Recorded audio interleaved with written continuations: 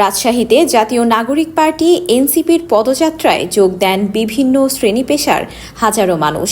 স্লোগানে স্লোগানে রেলগেট থেকে শুরু করে পদযাত্রা গিয়ে শেষ হয় সাহেববাজার 0 পয়েন্টে।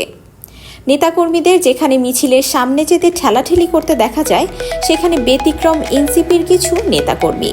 পদযাত্রা পেছনে পেছনে তারা কুড়িয়ে চলেছেন প্লাস্টিকের বোতল, কাগজের ঠোঙাসহ বিভিন্ন জিনিস। এটাই তো নতুন চেতনার রাজনীতি। সত্যিকার অর্থে আমরা যখন দেখলাম যে এ শহরে এতগুলো বাইরে থেকে লোকজন আসছে, তাদের দ্বারা এ শহরটা নোংরা হতে পারে।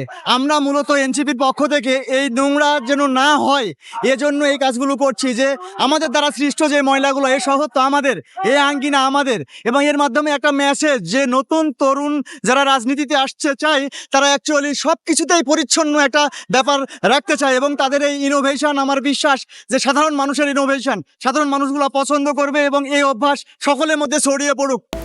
এনসিপির এই নেতা আরও বলেন, রাজনীতিতে যে পরিচ্ছন্নতা তারা দেখাতে চান, নিজেদের কর্মসূচিতেও সেই চর্চাই করেছেন তারা।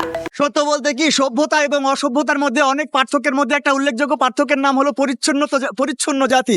সত্যিকার অর্থে হ্যাঁ, অবশ্যই একটা প্রতীকী একটা কনসেপ্টও বটে, যে এটা শুধু রাজনৈতিক মানে রাস্তা পরিষ্কার না, এই পরিষ্কারটা যেন হয় এরকম যে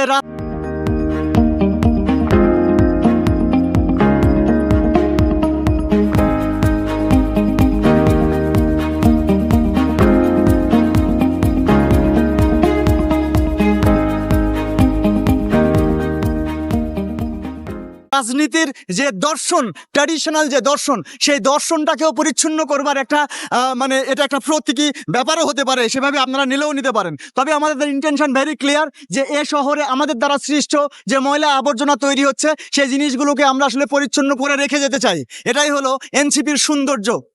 নিজেদের কর্মসূচিতেও সেই চর্চাই করেছেন তারা। পোস্টার বা ব্যানারের রাজনীতি করবে না এনসিপি। কর্মসূচি শেষে দ্রুততম সময়ের মধ্যে সেগুলো খুলে ফেলা হবে বলেও জানান এনসিপির এই নেতা।